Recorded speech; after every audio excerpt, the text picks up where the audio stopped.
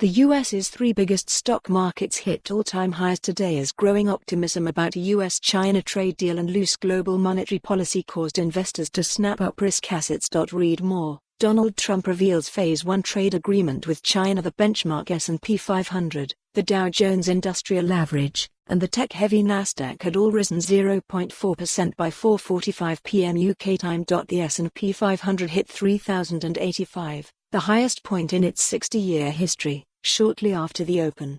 Meanwhile, the Dow Jones struck 26,512 before slipping back and the Nasdaq touched 8,449. Investors were cheered by positive noises coming out of Beijing and Washington regarding the two sides' long-running trade war. On Friday, word went out that there had been progress towards a Phase 1 deal.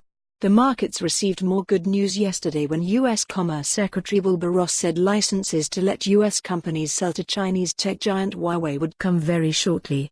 Ross's comments have boosted tech stocks today, with Chinese firms Baidu and JD.com the two biggest risers on the Nasdaq.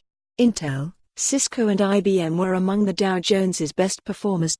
Chris Beauchamp, chief market analyst at Citi Trader, said, "The week has begun with strong gains across markets, carrying on the solidly bullish atmosphere from the end of last week." He said that earnings season, the U.S. economy and U.S.-China talks were all lifting markets.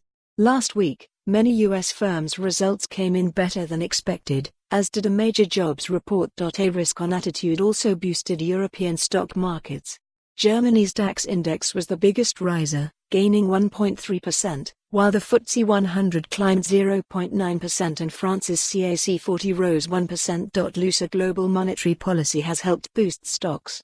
The U.S. Federal Reserve last week cut rates for the third meeting in a row, and on Friday the European Central Bank's ECB, giant money printing machine known as quantitative easing, was fired up again. Read more. WTO authorizes China to impose $3.6 billion of tariffs on U.S. analysts at J.P. Morgan said, in addition to Fed cuts, the restart of ECB's is likely to be a positive catalyst.